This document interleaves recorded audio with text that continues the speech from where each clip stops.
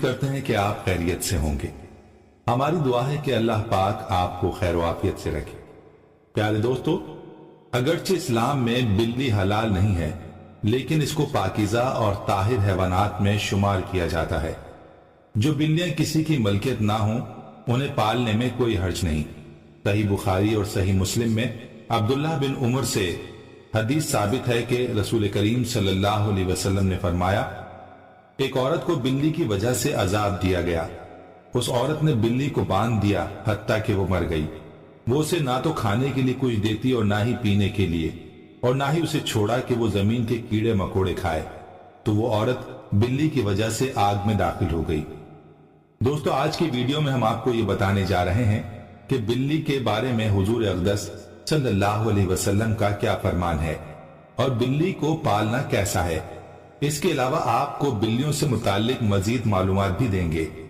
اس بارے میں جاننے کے لیے آپ سے التماس ہے کہ ویڈیو کو آخر تک ضرور دیکھیے گا۔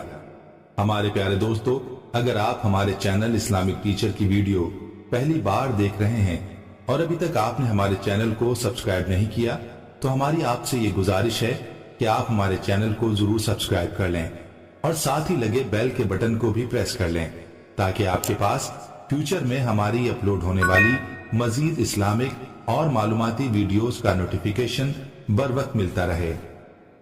پیارے دوستو، کہتے ہیں کہ انسان نے بلی کو تقریباً 10,000 سال پہلے سدھایا یعنی پالتو بنایا۔ بلی آج کے دور میں عام پالتو جانوروں میں سے ایک ہے۔ افریقی جنگلی بلیوں کی کئی اقسام کو پالتو بلی کے آباء و اجداد سمجھا جاتا ہے۔ یہ خیال کیا جاتا ہے کہ بلیوں کو پہل اس وجہ سے سدھایا گیا کہ یہ چوہے کھاتی تھیں، اور آج بھی جہاں اناج محفوظ کیا جاتا ہے اسی مقصد کے لیے پالی جاتی ہیں۔ بعد ازاں ان کو انسان کے دوست اور پالتو جانوروں کے طور پر بھی پالا جانے لگا۔ پالتو بلیوں کے جسم پر لمبے یا چھوٹے بال ہو سکتے ہیں، جس کی بنیاد پر ان کے اقسام اور نسلوں کا تعین کیا جاتا ہے۔ آئیے آپ کو وہ حدیث بتاتے ہیں جن میں بلی کے بارے میں ذکر موجود ہے۔ دوستو، روایات سے یہ بات ثابت ہے کہ بلی اگر کھانے میں سے کچھ کھا جائے یا پانی پی جائے تو وہ پلید اور نجس نہیں ہو جاتا، کیونکہ ابو داؤد وغیرہ میں حدیث ہے کہ ایک عورت نے حضرت عائشہ رضی اللہ تعالی عنہا کو ہریسہ بھیجا تو وہ نماز پڑھ رہی تھیں۔ انہوں نے نماز میں ہی اشارہ کیا کہ وہ اسے رکھ دے، تو بلی آئی اور آ کر اس میں سے کھا گئی۔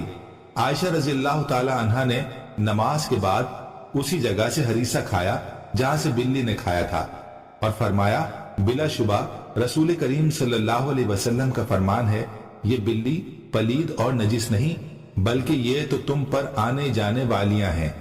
عائشہ رضی اللہ تعالی عنہا بیان کرتی ہیں، میں نے رسول کریم صلی اللہ علیہ وسلم کو بلی کے بچے ہوئے پانی سے وضو کرتے دیکھا ہے۔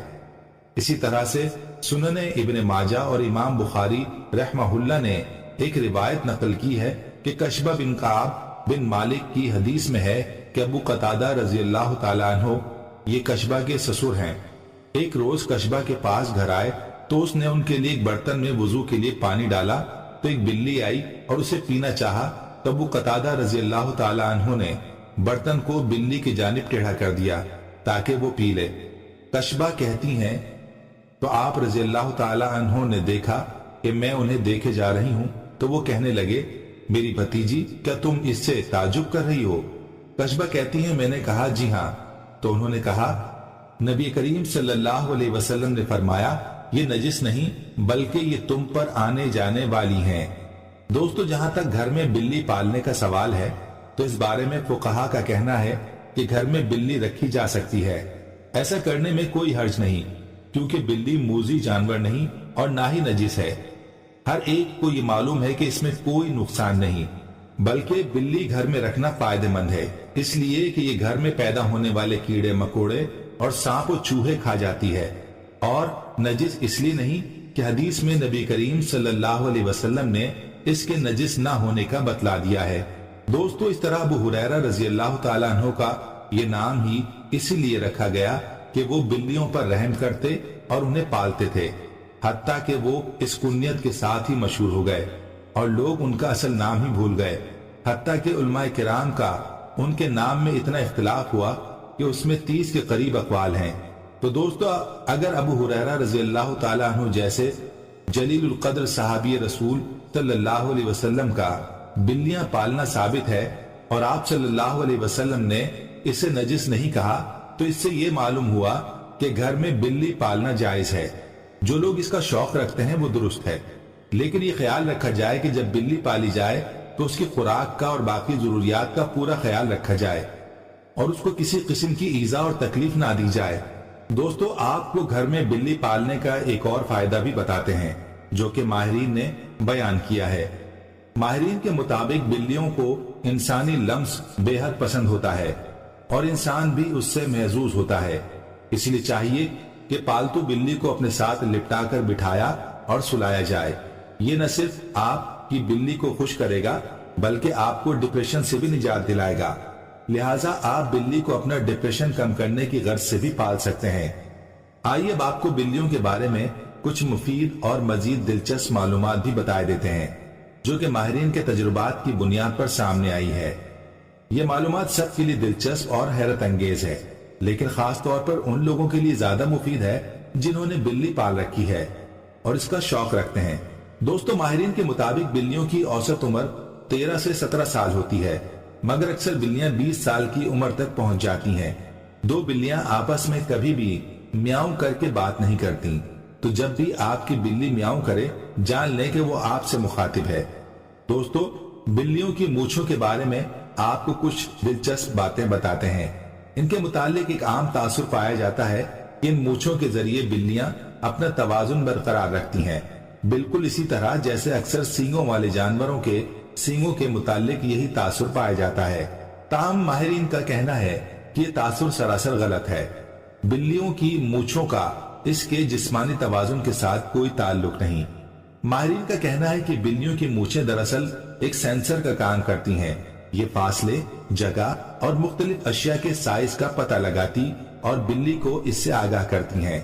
حتیٰ کہ اندھیرے میں بھی بلی اپنی مونچھوں کے ذریعے کسی بھی فاصلے یا کسی بھی چیز کے سائز کا پتہ چلا لیتی ہیں۔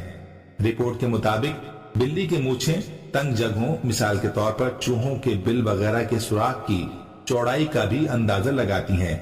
بلی اندھیرے میں بھی اپنی مونچھوں کے ذریعے کسی بل کا پتہ چلا لیتی ہیں کہ وہ کتنا چوڑا ہے۔ اگر بلی کسی تنگ جگہ میں جانا چاہتی ہو تو یہ اس کی مونچھیں ہی ہیں جو اسے بتاتی ہیں کہ وہ اس تنگ جگہ میں جا سکتی ہے یا نہیں اور کہیں اندر پھنس تو نہیں جائے گی۔ ماہرین کے مطابق بلی کی مونچھوں کی مختلف حالتیں اس کے موڈز کے بارے میں بتاتی ہیں۔ اگر بلی کی مونچھیں پرسکون حالت میں نیچے کی طرف جھکی ہوئی ہوں تو اس کا مطلب ہے کہ بلی بھی پرسکون حالت میں ہے اور آرام کر رہی ہے۔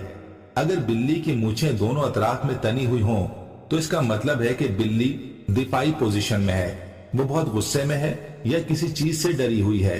اور اگر بلی کی مونچھیں آگے کی طرف تنی ہوں تو اس کا مطلب ہے کہ بلی کسی تجسس میں مبتلا ہے، وہ کسی چیز کے شکار میں ہے یا کھیلنے کے موڈ میں ہے۔ ماہرین کا کہنا ہے کہ بلی کی مونچھیں چونکہ ایک باقاعدہ عضو ہے جو ان کے لیے سینسر کا کام کرتا ہے، چنانچہ کبھی بھی اس کی مونچھیں کاٹنی نہیں چاہیے۔ یہ بالکل ایسا ہی ہوگا جیسے آپ نے بلی کی آنکھیں نکال دی ہوں۔ پیارے دوستو، ہم یہ امید کرتے ہیں کہ آپ کو ہماری آج کی یہ ویڈیو ضرور پسند آئی ہوگی۔ اگر آپ کو ہماری آج کی یہ ویڈیو پسند آئی ہے تو آپ سے گزارش کرتے ہیں کہ آپ ہمارے چینل اسلامک ٹیچر کو ضرور سبسکرائب کر لیں اور ساتھ ہی لگے بیل کے بٹن کو بھی پریس کر لیں تاکہ آپ کے پاس ہماری آنے والی مزید معلوماتی ویڈیوز کا نوٹیفیکیشن بر وقت ملتا رہے۔ سبسکرائب کے ساتھ ساتھ ہماری ویڈیوز کو لائک بھی کریں اور اپنی قیمتی رائے کا اظہار کمنٹس میں ضرور کریں۔ کمنٹس میں آپ اپنے سوالات بھی ہم تک پہنچا سکتے ہیں۔